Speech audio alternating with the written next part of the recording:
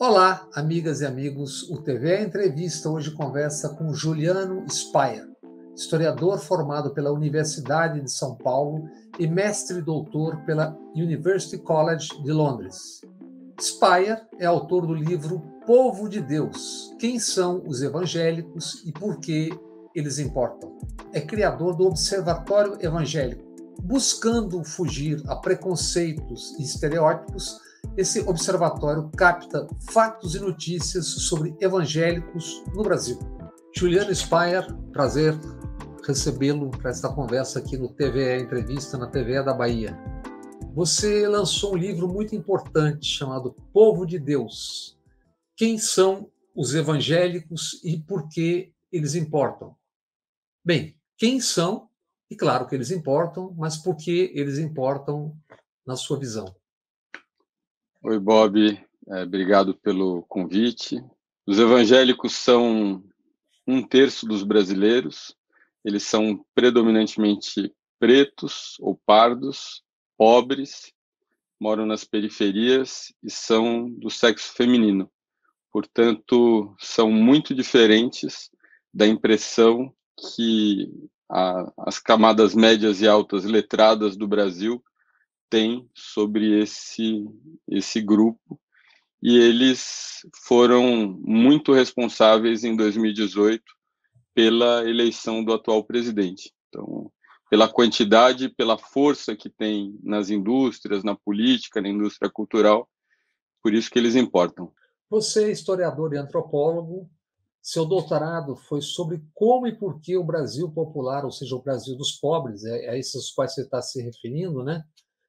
Mesmo tendo menos dinheiro e escolaridade, usam muito a internet. E esse trabalho terminou te levando exatamente ao universo evangélico. Você, como pesquisador, escolheu morar em um ano e meio num bairro popular de Salvador. Quando e por quê? E se você pode dizer que bairro era esse, ou se isso você não diz no livro, porque seria uma questão de alguma forma sensível. Eu fui porque eu fui parte de uma equipe de pesquisadores que estudou as causas e as consequências do uso da internet no mundo. Eu fiz essa pesquisa no Brasil. A nossa equipe tinha 9 pessoas, então 2 ficaram na China, uma na Turquia, uma na Itália, enfim, muitos lugares. E isso aconteceu, a minha pesquisa de campo propriamente, né? O período em que eu morei nesse bairro em Salvador começou em abril de 2013 e terminou em agosto de 2014 direto. E o lugar, esse é um detalhe muito importante para quem faz pesquisa antropológica. Pesquisa antropológica, ela, diferente das outras pesquisas que a pessoa chega e sai, a gente cria vínculos de amizade, a gente habita a casa das pessoas, e muito em função disso a gente conhece o que a gente consegue conhecer em conversas muito privadas.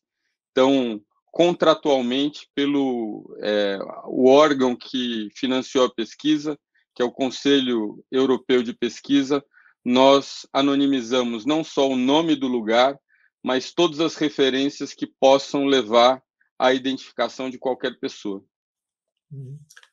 Como foi essa aproximação?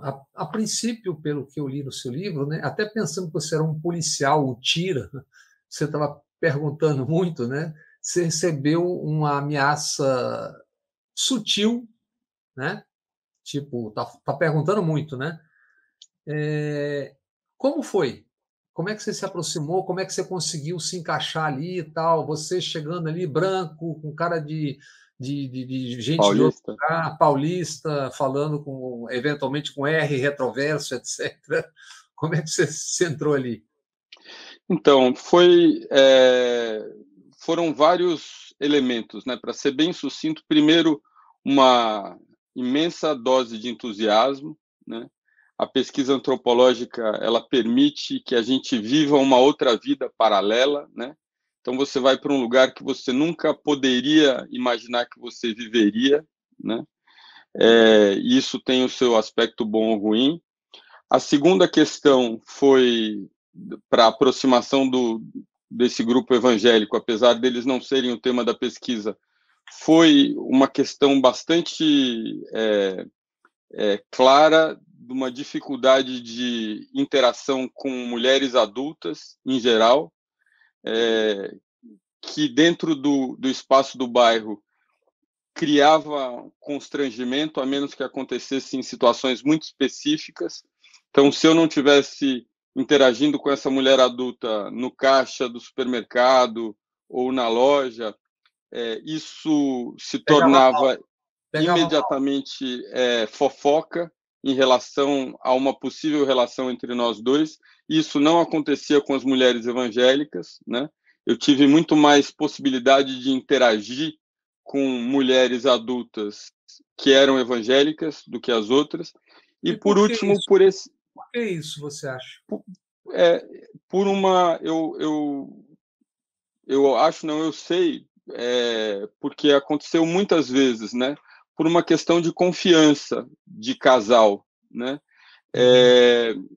Fora da igreja, os mundos masculino e feminino são muito separados, né? Então, o espaço do homem, eu estou falando do homem popular e muito particularmente do Nordeste, mais ainda particularmente, né?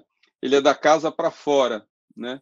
É onde ele trabalha, é onde estão as redes de sociabilidade, ele se desloca para onde ele quer, muitas vezes tem famílias ou relações paralelas, né? Concomitantes. Então, é o espaço do bar, muito, e o espaço da mulher é o espaço da casa. Então, aí divididos esses, né? Da casa, da cria. Quando a mulher trabalha fora, continua sendo demandado dela que mantenha a atenção em relação aos filhos. E muito da ética da criação dentro do espaço da igreja, ele fortalece esses vínculos de confiança, e tanto que esse lugar que eu morei, ele fica onde em Salvador é conhecido como a Costa dos Coqueiros, né? Uhum. Então começa ali logo depois do aeroporto e vai até Aracaju. E tem a Praia do Forte, tem Arembepe, etc. Eu fiquei... Vilas do Atlântico por lá, né? A partir de Vilas do Atlântico para cima, mas sempre do lado esquerdo da pista, da autopista, da BA-99, que é o lugar onde estão esses bairros trabalhadores, né? Onde moram as pessoas que trabalham nos hotéis, nas pousadas, nos condomínios, né? E muitas dessas mulheres evangélicas, a partir desse momento de conversão e a conquista de confiança, ganhavam mais possibilidades, por estar dentro da rede de confiança, de trabalhar fora de casa, ou seja, tinha muito menos o ciúme e o controle do marido. Nisso a gente entra em uma outra que eu acho que você certamente vai decupar agora, né? Que fatos você considera reveladores nessa acessão neoevangélica, evangélica? Que fatos emergem dessa sua convivência, dessa percepção? Por exemplo, qual é a porcentagem de mulheres e que papel têm as mulheres nessa evangelização? Esse acho que é o tema mais importante do meu livro, talvez, né? Quando eu submeti o livro para apreciação da editora, ele veio com um parecer muito favorável, fora esse que eu falo das mulheres, e que ela achou que é um lixo aparecerista e que eu deveria apagar ele todo. Curiosamente, como esse não é um tema, eu não estudei mulheres, nem estudei mulheres evangélicas, o tema ele é toda uma apresentação do que existe na literatura evangélica sobre esse assunto. Então, eu estou ali apresentando o resultado de pesquisas de pesquisadores com muita reputação, né, acadêmica. Basicamente, a pergunta que fica aí, né, quando a gente pensa num feminismo e nas conquistas das mulheres nas camadas médias e altas, né, a gente fala de uma mulher com muito mais independência em muitas instâncias, né? Ou seja, uma mulher que pensa que a maneira de você resolver um problema de conflito, ou um conflito que não tenha se tornado violento, ou inclusive um que tenha se tornado violento, é pela separação. E olhando para isso dentro do mundo evangélico, se deduz que a mulher evangélica é uma mulher mais submissa, porque ela é encorajada a se manter na relação, não romper a relação e, eventualmente, trazer o marido para a igreja e viver essa transformação de status pelo caminho da conciliação e não da ruptura, né? E o argumento que desinteressou ou aborreceu a parecerista foi esse de que, ao contrário do que a gente pensa, a mulher evangélica, ela dentro do mundo popular, é uma mulher com muito mais poder e reconhecimento do que a mulher fora do mundo popular. Em primeiro lugar, de uma forma muito clara, por conta da redução do poder do homem, né? Então, o homem sai do bar e vai para a igreja. Então, ele passa a ser muito mais observado pelas pessoas que estão no entorno, e ele para de gastar dinheiro com bebida, com droga, com passeio, com festa, e esse dinheiro passa a ser direcionado para a família, né? E dentro da igreja, essa mulher também se torna, de novo, um centro da religiosidade familiar, então ela ganha um status importante, e ao mesmo tempo ela tem dentro da igreja, apesar de ainda o número de mulheres como pastoras ainda é significantemente menor, as mulheres têm uma série de atribuições dentro da igreja que encorajam a que ela viva fora do espaço restrito da casa e da família. Então, ela é pregadora, ou ela dá aula para determinados cursos, ela tem alguma posição de liderança, ela viaja para fazer reuniões. Então, é um tipo de empoderamento, mas é um empoderamento que não reflete o entendimento do feminismo de classe média alta. E esse parecer foi na editora que você publicou o livro? Isso, exatamente. Mas aí você explicou e tudo bem. Isso você, da mesma forma como nas teses, né? Quando você submete a sua tese e ela tem críticas, você não é porque o examinador fez as críticas que você deve simplesmente acatar. Você pode acatar se você considera que é correto, ou você pode responder convincentemente se você acha que está incorreto. E foi a mesma coisa que eu fiz no livro. Ele volta marcado com uma série de perguntas e retorna para o parecerista e para o editor respondido, né, ponto a ponto. E neste universo, né, como é que são tratadas questões sensíveis, por exemplo, como questão de gênero? De uma maneira muito conservadora, né?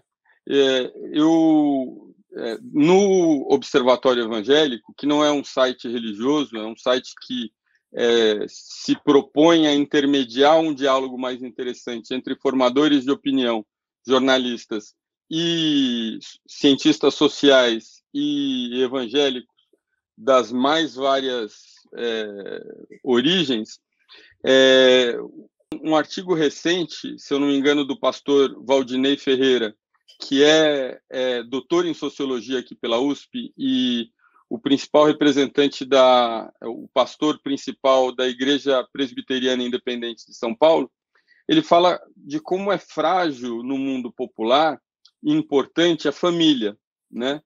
Porque num espaço onde o Estado não está presente ou está presente minimamente, qualquer derrapada que a pessoa tenha por doença, por vício, por violência, quem está disponível sempre para acolher essa pessoa é a família. E ele usa esse ponto de partida para falar como é delicado, no mundo popular em geral e particularmente no evangélico, fazer qualquer tipo de sugestão que desconcerte essa estrutura familiar tão assentada. Então não tem só a ver com a questão da da homoafetividade. Mesmo o divórcio é uma coisa delicada e proibitiva. Depois, se você quiser, eu conto a história do lobisomem, que fala sobre isso.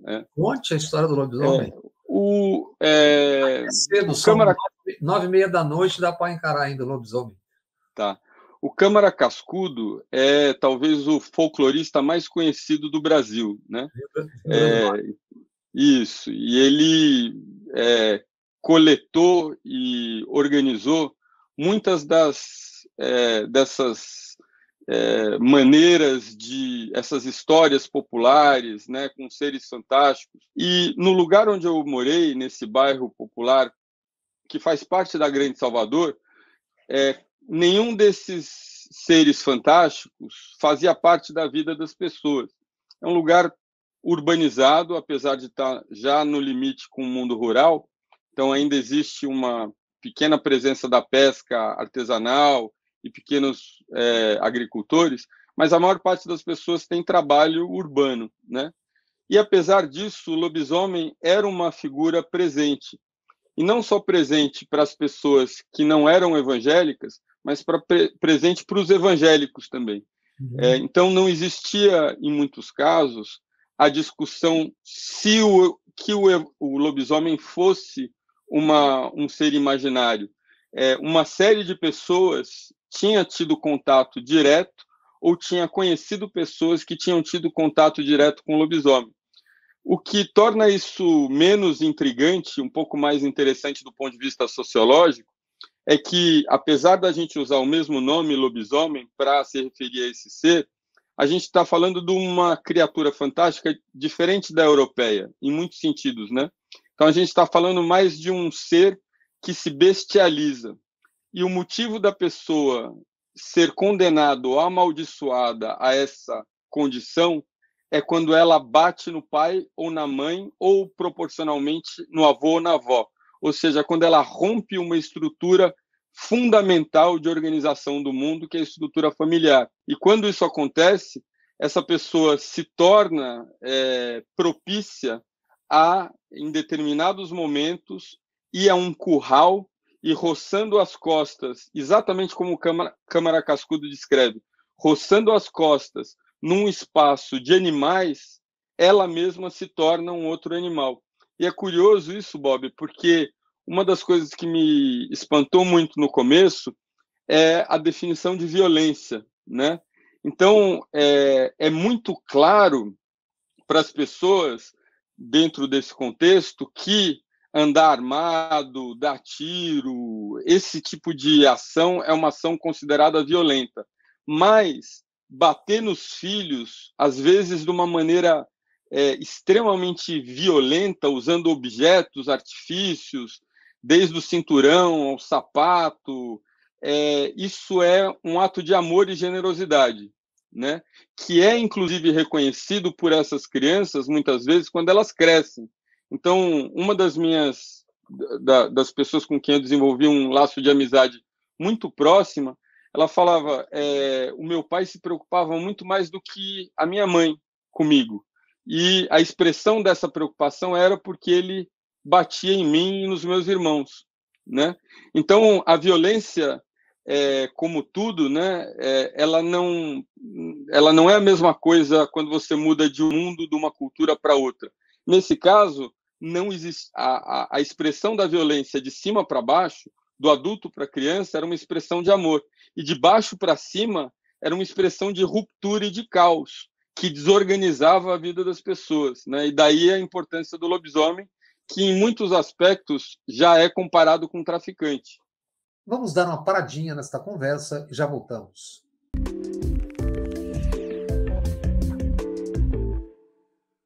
O TVE Entrevista hoje está conversando com o Juliano Speyer, autor do livro O Povo de Deus.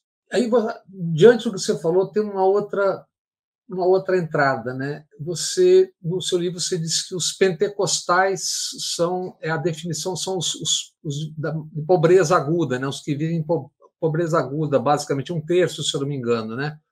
Como isso que você disse sobre a violência, sobre o que são, aos olhos dos evangélicos, a violência, portar arma, como isso se coaduna com o fato de Bolsonaro ter sido eleito em 2018 e, obviamente, existem divisões que eu creio que você vai explicar, né? E como agora, um ano atrás, ele estava 41 para o Lula, se eu não me engano, e 33, e hoje está uma pesquisa do IPEP, esses últimos dias agora, em que está 40-33 para o Bolsonaro. Quer dizer, como uma personagem que prega a morte, tortura, tudo aquilo, tem esse nível de votação, então, ou de apoio? Eu acho que é um grande mérito dele, né, enquanto articulador político, e um grande demérito das pessoas que se colocam como oposição a ele, né? Porque a pauta de costumes e a pauta de valores não deveria ter a importância que ela está tendo nesse momento, dado o estado de calamidade que a gente vive em termos econômicos, de desemprego, falta de carência de alimentação. Então, por um lado, você tem um número que eu acho que é substantivo de evangélicos que está desencantado com o Bolsonaro, já estava naquele momento, principalmente mulheres e jovens, né? Mulheres ainda mais, dada a postura agressiva que ele tem, truculenta, o tipo de palavreado, principalmente essa venda da ideia de que o cidadão tem que se armar.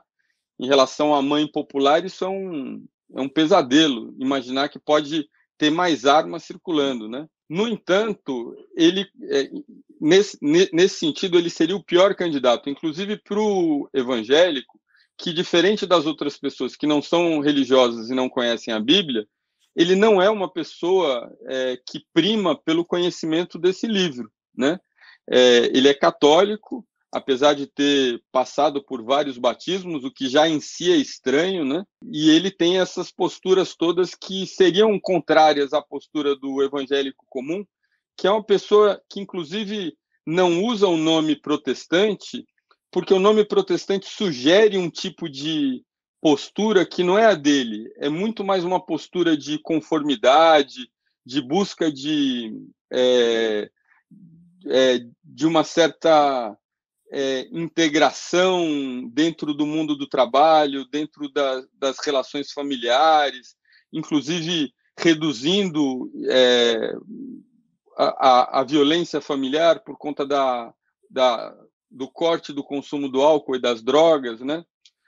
Então, nesse sentido, ele seria o pior dos candidatos. No entanto, ele se torna o menos pior na medida em que existe uma postura, por um lado, muito justificada dos brasileiros escolarizados, que são uma fração do Brasil, né? São em torno de 12%, as pessoas que podem ler livros, que têm alfabetização a ponto de ler livros. Então, essas pessoas entendem corretamente que o fenômeno evangélico traz problemas, ao mesmo tempo elas trazem, junto com o modo de criação, uma criação de fundo iluminista e muitas vezes marxista, um marxismo diluído mesmo, né? Um marxismo da economia, que acha que religião é uma grande bobagem e é uma maneira de manipular as pessoas. Então, geralmente, trata o evangélico ou como um coitadinho que, porque não foi para a escola, se tornou um fundamentalista, ou o evangélico como um charlatão, né? Uma pessoa, um mercador da fé. E, com isso, ela comete um equívoco tremendo, a mesma coisa que chamar todos os muçulmanos de terroristas, né? Ou seja, são pessoas que têm muita escolaridade, que não têm convívio com o cristianismo evangélico, em geral não têm convívio com a pobreza mora muito longe, não tem convívio com a literatura sociológica, que é ampla e de boa qualidade sobre esse assunto, e generaliza as suas opiniões dessa forma, né? Não há uma questão interna do universo evangélico que ajuda a multiplicar os estereótipos, os preconceitos. Por exemplo, os mais barulhentos, os que ocupam o mídia todo, Marco Feliciano, Malafaia, a bispa só, aqueles todos flagrados em escândalos no Brasil, fora do Brasil, chutou a santa, aquilo tudo, quer dizer, aquilo é uma coisa muito poderosa também do ponto de vista de imagem e certamente colabora para essa visão que você bem define como preconceituosa e estereotipada, não? De novo, eu tenho a impressão que as pessoas que têm essas opiniões sobre os evangélicos, elas têm motivos para ter, né? Eu entendo, sim, que muitas dessas organizações têm projetos de poder ou de projeto de poder que beneficia a pessoa que é a liderança dessa igreja, beneficia de formas financeiras ou políticas, ou beneficia a organização pelo perdão de dívidas, concessão de acesso à televisão, etc. Né? Agora, Bob, é importante a gente atravessar esse muro, né? Isso, é importante a gente perceber, por exemplo, que olhando os dados do censo feito pelo IBGE, a maior igreja do Brasil é a Igreja Católica, né? O segundo maior grupo religioso é o grupo dos evangélicos sem denominação. É maior do que todos os outros. E o terceiro é o dos evangélicos pentecostais sem denominação. E o quarto é a Assembleia de Deus, que não é uma igreja. E a Assembleia de Deus ela tem em torno de 12 milhões e meio de fiéis.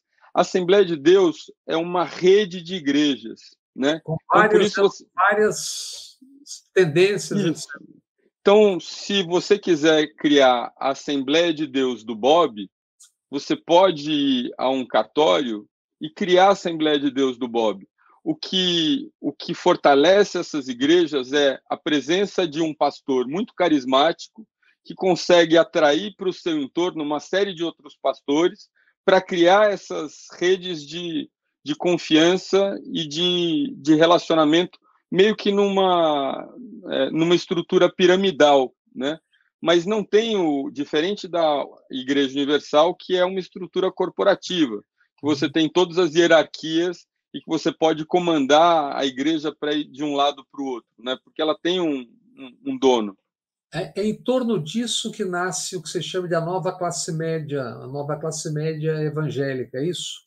É assim que ela em torno dessas estruturas?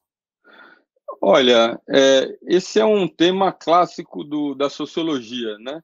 Então, acho que um dos livros mais conhecidos para quem não é da área é o livro que o sociólogo Max Weber escreveu, comparando o protestantismo, que é a religião dos evangélicos, né?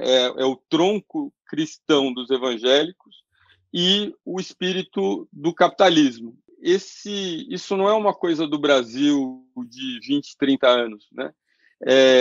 Esse desdobramento que leva à prosperidade, apesar dele ter características particulares nessas últimas décadas, como tudo que vai se transformando, né, pelo tempo, ele originalmente tem uma dívida com uma ideia cristã protestante de quem escolhe permanecer no mundo, ou seja, não se separar dele, continuar trabalhando no banco, trabalhando na loja, trabalhando na empresa, e, no entanto, fazer isso a partir de uma ética de valores cristã e que implica numa série de disciplinamentos, né?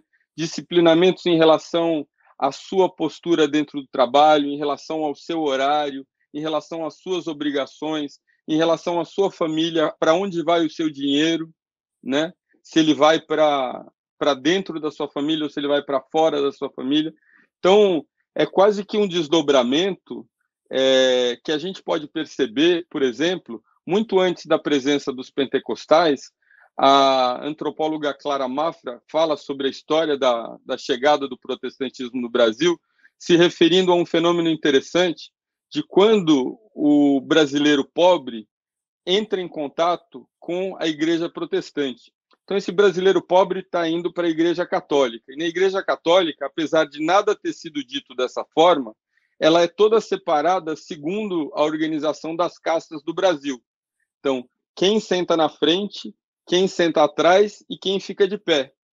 e num determinado momento que alguém mais importante chega, o comerciante, o advogado, etc., uma pessoa que deveria estar de pé e está sentada porque sobrou lugar, se levanta e sai.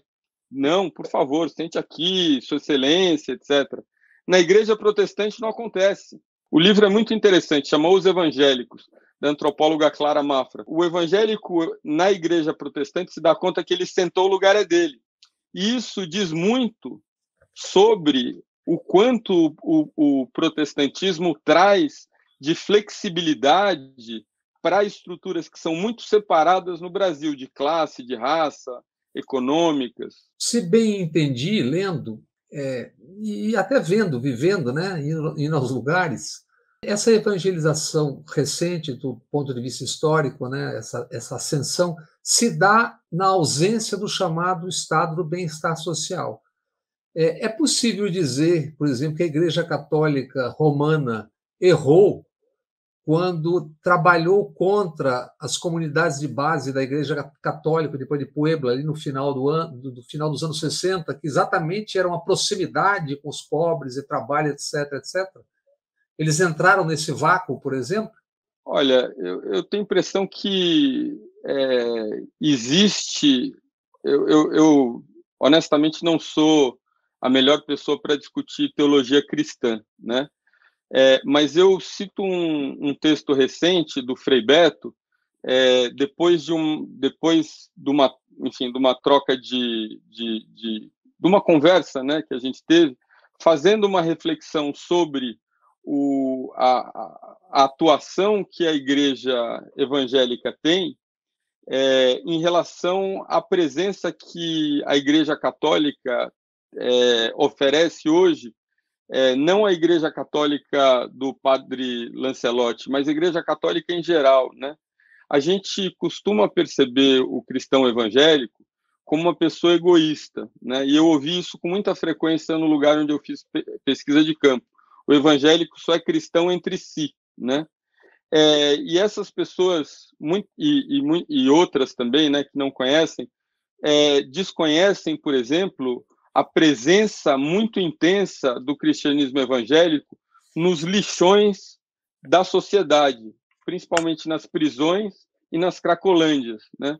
Na prisão e na cracolândia, quem está ali presente, atuando, existe, é claro, a presença do católico, a presença do espírita, a presença das religiões de matriz afro, mas é desigual a presença do cristianismo evangélico nas cadeias e nas cracolândias, partindo do pressuposto, e eu acho que essa é o que às vezes falta, né, dentro dessa elaboração sobre o que é a caridade para o protestante, a ideia é que eu só vou resolver o problema dessa pessoa a partir do momento que ela se converter.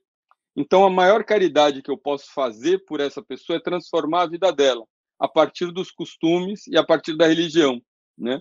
E a partir dessas mudanças que você tem, o que para mim foi muito surpreendente, e que eu presenciei, num determinado momento, sei lá, com 8, 10 meses de trabalho de campo, eu estou dentro de uma igreja, conversando com uma série de pessoas com quem eu acompanhava a vida há muito tempo, um bairro pequeno, e eu me dou conta que todos eles eram ex-presidiários. E não é que eles não tivessem revelado isso, é que nada na postura dessas pessoas sequer sugeria que eles pudessem ter tido esse passado. Então é muito surpreendente, e você não está falando com um crente, nem um evangélico, né? Nem particularmente um cristão. Mas é muito impressionante ver esse tipo de mudança que tem a ver com a transformação, é óbvio, em muitos graus, mas particularmente no que tange à dignidade, né? Tem um sociólogo americano que fez um vídeo muito bacana, um documentário, que eu até recomendo que você converse com ele também, porque ele pode falar com detalhes sobre isso. E eu falo desse documentário porque ele é feito no Brasil, dentro das prisões brasileiras, sobre a conversão, por uma pessoa que não é evangélica, um sociólogo americano, e que não é conhecido aqui, né? Ou seja, apesar o nome ele se chama Andrew Johnson, é um sociólogo americano. A tese dele é uma medida de importância. Foi publicada pela Oxford University Press e ele fez esse documentário a partir da tese, né? É um documentário muito simples, mas tremendamente impressionante, né? Eu tive a oportunidade de mostrar o documentário, por exemplo, para o cineasta Jorge Furtado, que ficou muito impressionado, né? E outras pessoas desse círculo, né? Então é uma pena que essa obra, que ela propõe tantas perguntas para esse espaço que já está tão delimitado, né? De quem acha certo ou errado, que vale a pena. Mas o que o Andrew fala... Esse vídeo uma coisa, esse vídeo está no YouTube? Está no YouTube. Eu posso mandar ele para você. Ele chama... Os nossos amigos de casa. Tá, o título é If I Give My Soul, Se Eu Entregar a Minha Alma. Né? E o Andrew publicou o documentário também legendado, porque as partes em português estão em português, mas as partes em que ele comenta estão legendadas. Mas o que ele faz, Bob, é uma coisa muito arriscada para um sociólogo, né? Ele faz uma comparação muito distante entre tempo e espaço. Ele faz uma comparação entre a atuação dos evangélicos durante o movimento pelos direitos civis nos Estados Unidos. Portanto, ele está falando de um país com uma constituição segregacionista clara, está escrito na Constituição. Então, você tem banheiro de preto, banheiro de branco, parte do ônibus do preto, parte do ônibus do branco. Pretos e brancos não podem se casar. Ou seja, isso está na letra da Constituição. Comparando com o Brasil do século XXI, principalmente de cristãos evangélicos que se tornaram evangélicos e pastores, eventualmente, dentro das próprias cadeias, e cuja crítica nunca é direcionada à instituição, à prisão, nem à estrutura, à organização de guardas, de presídio, etc. O único responsável pela transformação é a pessoa que, no caso ali, é o ex-traficante, ou enfim, né? Então, você percebe que é uma comparação delicada. De um lado, protestantes ativamente criticando o sistema que está escrito na lei, e, de outro lado, protestantes que não criticam o sistema que não está escrito na lei 40, 50 anos depois. E, no entanto, ele chama atenção para o elemento comum da transição que leva a essas que motiva essas duas atuações, que é a reconquista de um espaço de dignidade interior. A pessoa que, a partir do momento da conversão, e daí o título do livro e do documentário, Se Eu Entregar a Minha Alma, né, essa pessoa deixa de ser aquilo que as pessoas esperam dela, que é o traficante, o marginal, enfim, a pessoa violenta, e ela escolhe ser quem ela quiser. E isso é surpreendente, assim, parece uma besteira, e eu faço como o Andrew, eu não tento justificar isso por religião ou por psicologia, né? Não é o meu campo é da ciência humana, né? Mas eu fico muito impressionado chegando numa sala com 15 pessoas, 12 pessoas com quem eu convivia há quase um ano, e me dar conta pela conversa que todos eles, em algum momento, serviram anos dentro das cadeias, e que eu nunca diria isso, sabe? Ninguém bruto, ninguém violento, ninguém falando palavrão, bons pais, bons trabalhadores. Um brevíssimo intervalo e logo voltamos com o TVE Entrevista.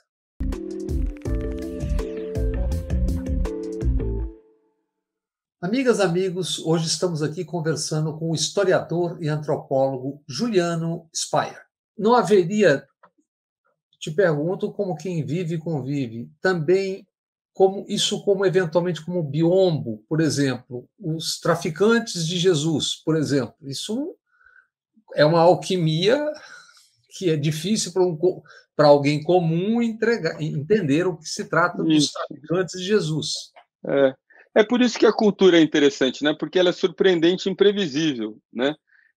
Para falar sobre esse assunto, tem uma antropóloga melhor qualificada do que eu, que é a professora Cristina Vital, que escreveu um livro chamado A Oração do Traficante. E veja que coisa, né? Essa é uma pesquisadora que estudou durante a graduação, o mestrado e o doutorado na mesma favela, na mesma comunidade no Rio de Janeiro, e que, portanto, tem uma imersão e uma experiência empírica para dizer que é sim possível que o traficante seja também uma pessoa ligada à igreja evangélica, ou seja, que não é uma farsa, né? Da mesma forma como ninguém diria que é uma farsa que o traficante seja, por exemplo, do candomblé. Ninguém ia falar, você está mentindo porque você é do candomblé, né? Mas se diz que o traficante é evangélico, você ou critica o evangélico por aceitar o traficante, ou critica o traficante por não corresponder ao que seria a fé dele. Mas a cultura é surpreendente, né? E esse tipo de experiência híbrida não só é possível, como tem se tornado mais presente, né? É um fato. É um Isso, fato. isso. E com transformações também na maneira como o crime influenciado pelo cristianismo funciona e quem ele funciona. É curioso, você me dá a oportunidade de falar sobre um tema interessante, porque geralmente, no lugar onde eu morei, a única pessoa que tinha o respeito, a reputação e a coragem para ir bater na porta do traficante era o pastor. E conversando com pessoas que eram do crime e se converteram, elas explicavam que durante muitos dos momentos da vida difíceis delas, quando elas consideravam uma possibilidade de sair desse mundo, elas consideravam ir para a igreja. Então é curioso porque parecem mundos tão distantes e, no entanto, muitos dos ex-criminosos saem do crime de uma maneira mais saudável pela religião e, muitas vezes, para que essa saída aconteça com a autorização da organização criminosa, a única maneira disso acontecer, que não sendo pela morte, né, morreu, saiu da organização, é pela igreja. E a organização muitas vezes se dá o trabalho de manter contato com a pessoa para ver se ela continua indo à igreja, porque pela igreja pode. O sociólogo norte-americano David Ismail, se não me engano é esse o nome, que você cita no livro dele Razões para Crer, também trata da fé como caminho para, aspas, ação prática independente do aspecto sobrenatural místico. Ismael pergunta, podemos decidir crer numa religião por haver proveito nisso? Nos fale um pouco sobre isso. Essa é uma pergunta genial, né? Porque ele faz a pesquisa de campo na Venezuela e ele pergunta, bom, vamos imaginar que a religião não tem nada disso, dessas coisas espirituais, ela é uma coisa puramente pragmática e as pessoas abraçam a religião porque ela traz vantagens. Então a pessoa melhora de saúde, a pessoa melhora no trabalho, a pessoa tem um contato maior com os filhos, a pessoa não é perseguida pela polícia. E daí o professor Ismail, ele pergunta, mas se fosse só isso, por que todos os problemas de depressão, de dependência química, por que eles não acabaram? Então ele responde a essa indagação que ele faz dizendo que a igreja ela oferece de fato essas possibilidades por uma série de motivos que são conhecidos, né? Além do motivo místico, mágico, religioso, pela fé, etc., mas muito, por exemplo, por o que alguns pesquisadores chamam de uma camisa de força, né? Que auxilia na transição dessa pessoa de uma certa sociabilidade de bar, de consumo, de gastos, de relacionamentos, para uma sociabilidade diferente. Mas, além disso, ele diz que existe uma determinada conjuntura para que essa pessoa consiga se enraizar. Então, não é todo mundo que entra na igreja que consegue permanecer na igreja. Na Venezuela, a propósito que você falou, há um combate, há uma visão, uma percepção diferente da teologia da prosperidade, né? Lá há um enfrentamento, ao contrário do ramo que aqui trabalha com isso. É isso mesmo? E por quê? Você sabe, não? Eu tenho a impressão que o Brasil é, de certa forma, uma, uma nação prodígio, né, em relação... sabe essa história do Stefan Zweig, Uhum. que fala que, que Futuro. escreveu o livro Brasil, País do Futuro? Por uma forma, ou de uma maneira quase que trágica ou tragicômica, o Brasil ele é de fato um exemplo do que o mundo pode vir a ser no futuro. E isso acontece porque o Brasil, primeiro sendo um país com essa dimensão continental, passou por um evento climático com consequências de grande porte que levou a uma mudança espetacular e pouco, acho que ainda estudada, da sua distribuição populacional. Então, segundo o professor Gilberto Velho, um antropólogo importante, fundador da antropologia urbana no Brasil, esse é o principal fenômeno social do Brasil no século XX. O Brasil, até 1950, era 30% urbano e 70% rural, e 50 anos depois ele era 80% urbano e 20% rural. Essa é uma mudança, do ponto de vista histórico, muito rápida. E essas pessoas, que são principalmente brasileiros, nordestinos, pretos ou pardos, analfabetos, católicos, eles muito violentamente transitam do mundo rural com a sua lógica, com seus valores, com seus relacionamentos, com a proximidade da família, com seus meios de produção e de sobrevivência, para não só a vida na cidade, que é uma vida absurdamente diferente, e é difícil até estressar o quanto diferente essa vida é, mas eles vão para o extremo da cidade, ou seja, para o lugar mais cruel, mais com falta de infraestrutura, de transporte, Brutal. de Brutal. brutal. Então, muitas dos problemas que o Brasil enfrenta hoje são problemas que o mundo deve enfrentar num futuro próximo, causados pelo mesmo motivo, que é uma catástrofe climática, que o Brasil viveu durante décadas, a partir do final da Segunda Guerra Mundial, ou seja, a segunda parte da década de 40, até recentemente, levando à migração massiva de pessoas, né? Então, se você pensar que isso pode acontecer no mundo, levando, por exemplo, a redução da calota polar, então a redução do espaço que é geralmente mais populoso, que é das áreas litorâneas, né, dos continentes, e ao mesmo tempo levando desertificação a áreas que hoje são habitadas, imagina esse mesmo fluxo do Brasil dos anos 50 acontecendo em nível global. Então você Uhum. tem um pesquisador, esse cara aqui, ele é um jornalista do The New York Times. Esse é um livro lançado pela Companhia das Letras. Esse livro é interessante porque ele é tudo menos o ecoterrorista, né? Aquela pessoa que fica dizendo que o mundo vai acabar. Ele é uma pessoa que come carne, que tem uma vida, entre aspas, normal em termos de consumo, e que se dá o trabalho de observar a literatura científica que existe até agora sobre aquecimento climático. E ele fala, olha, já deu errado. Agora a questão é o quanto que a gente pode manobrar dentro do errado.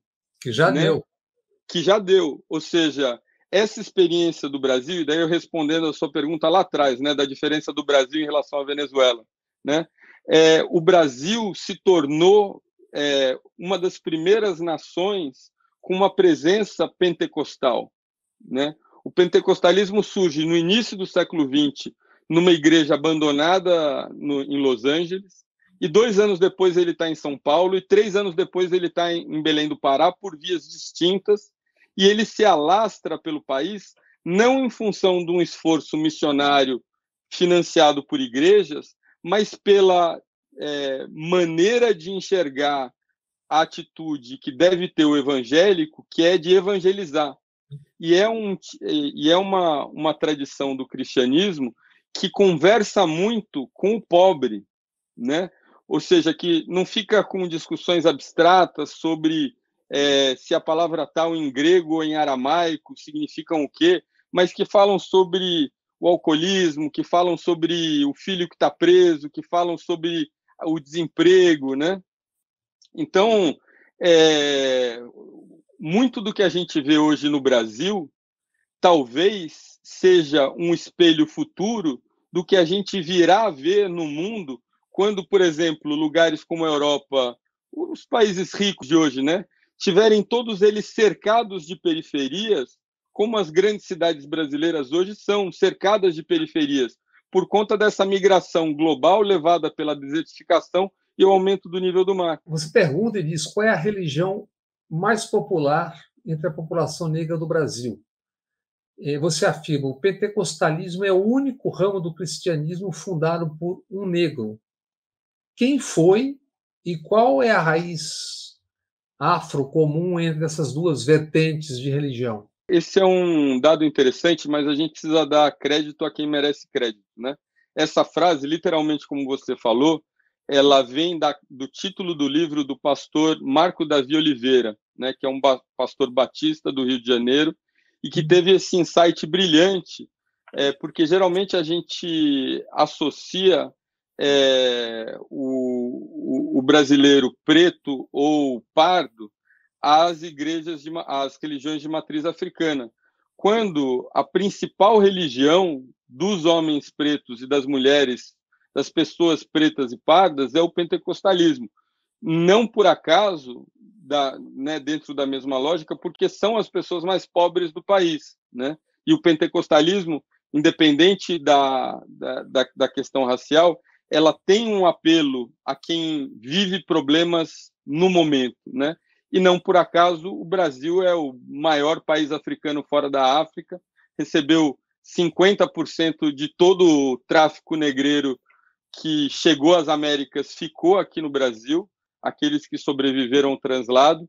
Então, existe, por um lado, essa associação da pobreza, né, e da necessidade de respostas a essa condição de vulnerabilidade muito imediatas, né, porque são condições de pobreza que que a gente mal vislumbra, ou seja, você está constantemente exposto a essas intempéries da vida, que seja a doença. O lugar onde eu morei, por exemplo, tinha o posto de saúde, as pessoas faziam fila às 5 da manhã, o posto abria às 10, quando o médico chegava, porque ele podia não chegar. A escola do ensino médio, ela era dentro de uma casa alugada, as salas de aula tinham vigas, né? E os pais, não existindo contraturno escolar, os pais tinham esse imenso desespero, porque não tem aula de inglês, não tem aula de piano, não tem aula de futebol, não tem aula de tênis, não tem aula de línguas e nem dinheiro para fazer isso. O que o seu filho está fazendo quando ele não está na escola, né? Então são situações de vulnerabilidade que a gente não conhece, mas que o protestantismo pentecostal, de muitas formas, conversa, né?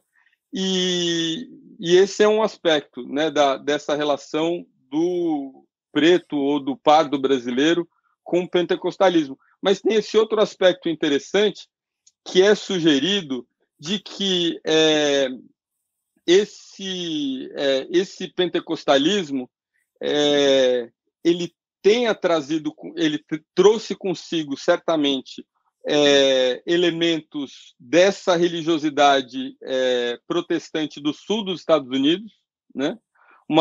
Aquilo que a gente observa pelos corais gospel, né? Uma igreja alegre, uma igreja efusiva, uma igreja que dança, uma igreja que tem o falar em línguas, uma igreja que tem os transes mediúnicos, em que a pessoa é tomada pelo Espírito Santo e dança e gira, né? Muitos desses elementos podem ser atribuídos a uma mistura entre essa religiosidade cristã, que no contexto dos Estados Unidos conversa muito com a situação da escravidão, né? Ou seja, o judeu é o povo perseguido em muitos momentos, da mesma forma como o escravo era o povo preso e perseguido, escravizado, mas, além disso, ela incorpora esses elementos da religiosidade de origem afro que tornam essas igrejas também mais poderosas e mais interessantes, né? E isso não deixa de ser curioso na medida em que você observa muitas dessas práticas, né? E, ao mesmo tempo, essa polarização, ou seja, essa atitude muitas vezes cruel e violenta de algumas pessoas ligadas às igrejas evangélicas em relação às igrejas de matriz africana. Muitíssimo obrigado por esta conversa. Eu diria aula para muita gente, eu me incluo entre eles, porque tem muita coisa que você não percebe, e uma conversa como essa é extraordinariamente importante e útil. Muito obrigado. Eu que agradeço. Obrigado. E é sempre muito bom ter vocês aqui, queridas amigas e amigos, no TVE Entrevista. Até a próxima semana, aqui na sua TVE Bahia e também no canal Bob Fernandes no YouTube. Um abraço.